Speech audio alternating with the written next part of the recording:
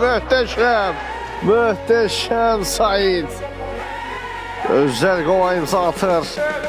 Said Abdullazadə ilə oynayır. Said 2 rəqimdən sıyrılar. Sürətləndir. 3-cü rəqimdə keçir. Said Abdullazadə bir-bir rəqibləri gəlir. Bir-bir rəqiblərini geridə qoyur və top torda. Top torda. Nəfəsimizi kəsdi.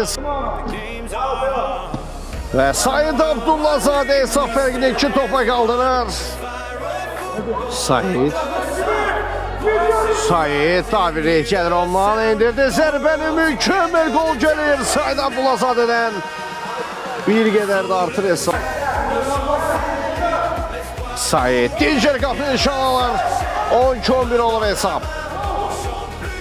Said Abdullazadə yenidən öne çıxartdı komandasına. Gol gəlir. Gol gəlir 18-17 olur hesab. Said.